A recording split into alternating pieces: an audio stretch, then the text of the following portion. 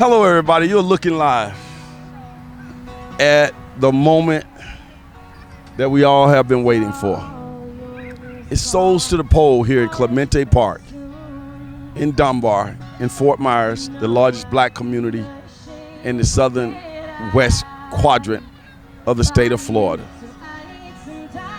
Souls to the Pole is in full effect. Shout out to the Interdenominational Ministerial Alliance, the Lee County Black History Society, and First Faith First, for all making this happen. Lee Piss Live is proud to be a media sponsor.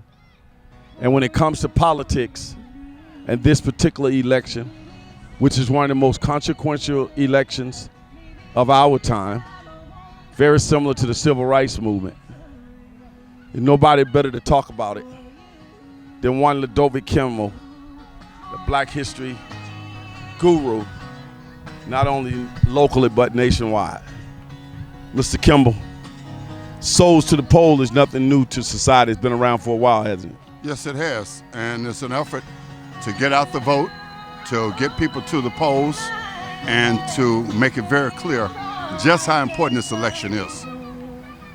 If this community that we're in right here exercise their vote as a strong voting bloc, we can control a whole lot that happens in Fort Myers, couldn't we? Yes, we can. I just talked to a young man today that tells me he's not voting. And I had to stop to tell that young man too many people died for this right. And that although we recognize, we are recognized as significant economic power collectively in the United States, the only true power we have is the power to vote. Power to vote. How have you enjoyed it out here so far today?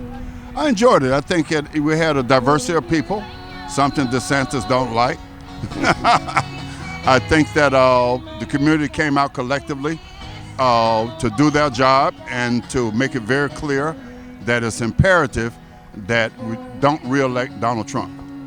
10 days from now, will America have the first female president of the United States? I strongly believe that the United States will have the first female president of the United States, and the Asian and African American community can be strongly proud, just as the European and African American community should have been proud of Barack. Is Kamala Harris black? Kamala Harris is an African Asian, and Asians happen to be dark-skinned people too. So it depends on how you use the word black. If you use the word black, meaning that she's of African descent, she's Jamaican. But if you have to understand who are Indians, India used to be called the Ethiopia of the East. It was settled by Africans. So the short answer to that is yes? Yes, sir. When you see that Donald Trump is largely credited with inciting the insurrection on January the 6th. He's been indicted, I don't know how many times, maybe 5 times. So many, he's been impeached twice. All of these things, and yet still, as it's reported, his campaign is neck and neck with Kamala Harris. What does that say about America and about all the people who are hiding under rocks? He was indicted 91 times, convicted 34 times. Whoa. And led an insurrection as a treasonous Justice Robert E. Lee. And just as this county here hangs an image of Robert E. Lee in a Confederate uniform, Europeans with that same mentality see Donald Trump as a great white hope. And the great white hope represents what? Well, they fear the browning of America. They've looked at statistics for years, saying by 20 such and such, Europeans are going to be the minority, Latinos and people of dark complexion are going to be the majority. They're doing whatever they can to stop that. Donald Trump even went forward, said it'd be nice to have some people migrate here from Norway, and people in Norway can't stand Donald Trump. And I think one of the reasons that the Republicans haven't supported the war in Ukraine, they hope that the refugees from Ukraine, which are Europeans, will come here. And they want to stop Americans from coming here because folks who coming from the Caribbean, from South and Central America are Americans. They're just moving to the United States. And if they're Mexican and Native American, they're taking their land back. This land was usurped from them by the Europeans running away from your tyranny. She's a local gem. You heard it right here from the historian. Phenomenal singer-writer and singer-songwriter, but also an amazing person. And, Did you vote yet? Oh, yes. In fact, I vote by mail, but I walked down to the office to take my ballot to make sure it got there. I didn't trust the mail. You don't play around. No, sir. And I've been answering questions for anybody who called what to vote, what amendment to support, and so forth. Because I got advice wrong on Amendment 1 from somebody in the community who should have known better. That person was telling us to vote for Amendment 1. No, you want to vote against Amendment 1 because we don't need a partisan school board. Happy Saturday, you guys. I hope everybody has voted, and if you haven't, I hope you take advantage of that free ride. All right, let's get into At the end of all of this, messaging out here today from the Blue Notice team. you could actually have a president in office who controls the Supreme Court, who would then be functioning with no guardrails. Mm-hmm.